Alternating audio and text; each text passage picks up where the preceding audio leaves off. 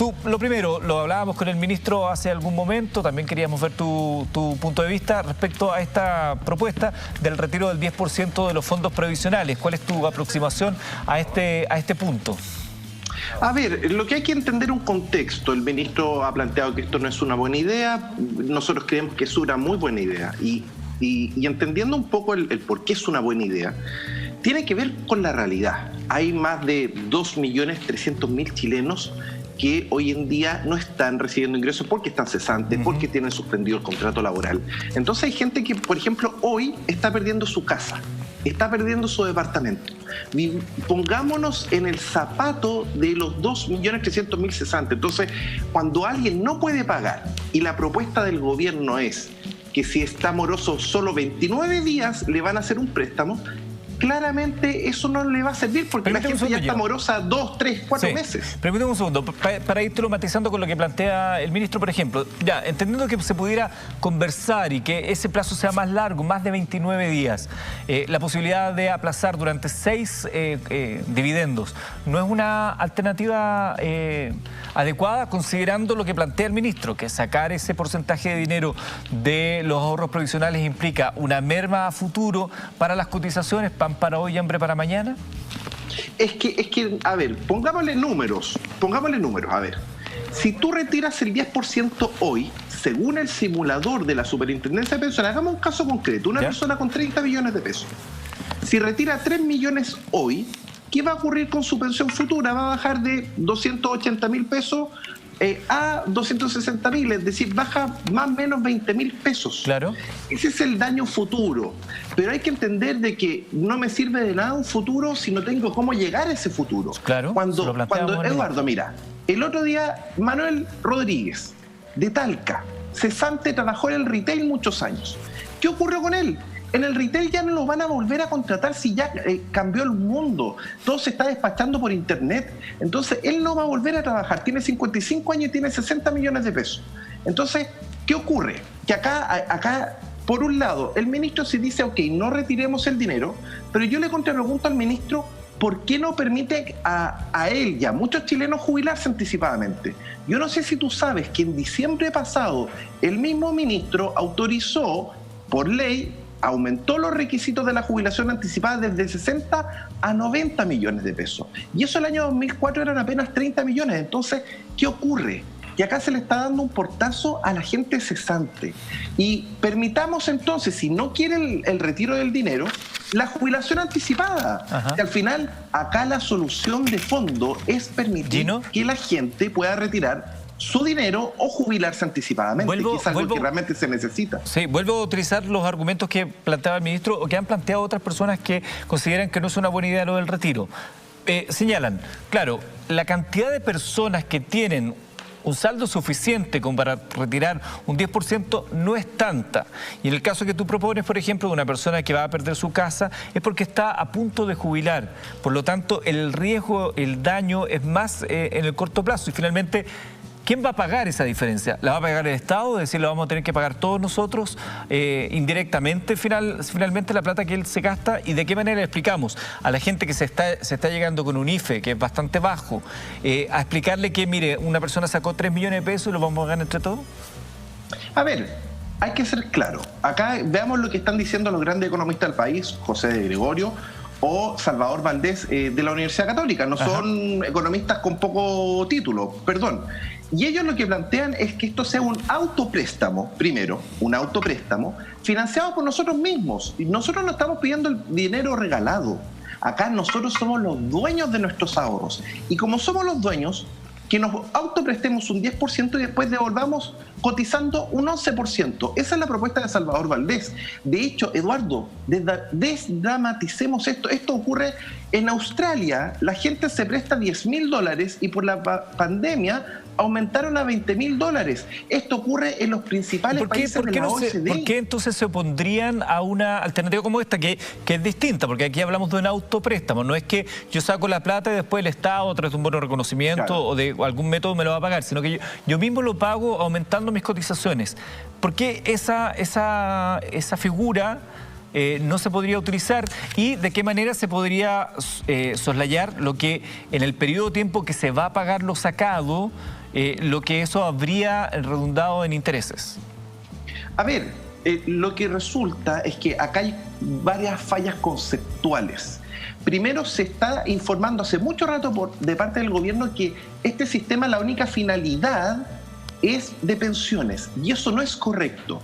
En la ley existen 3 derechos que están todos alineados, que son derecho a retirar excedentes de libre disposición. Ojo con lo que estoy hablando, eso siempre estuvo desde el año 81. ¿Ya? Por lo tanto, no es solo fin previsional. Perfecto. Derecho a retirar excedentes de libre disposición. Derecho a la jubilación anticipada. La gente se jubilaba, Eduardo, cuando quedaba cesante con 45, 50 años, se quedaba cesante y se jubilaba anticipadamente.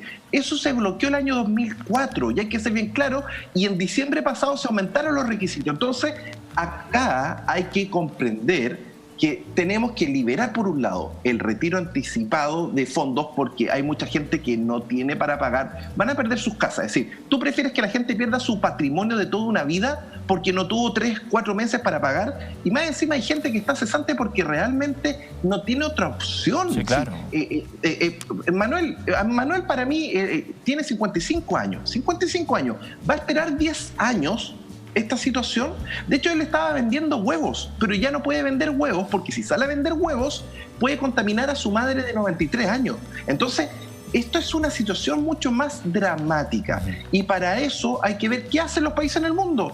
El autopréstamo, no estamos pidiendo dinero regalado, queremos autoprestarnos de una forma responsable. Ya, entonces, esto con la pregunta, Gino. Entre paréntesis, sí. Tú estás en Londres, ¿no? Sí. Acá son las 11:40, ¿allá?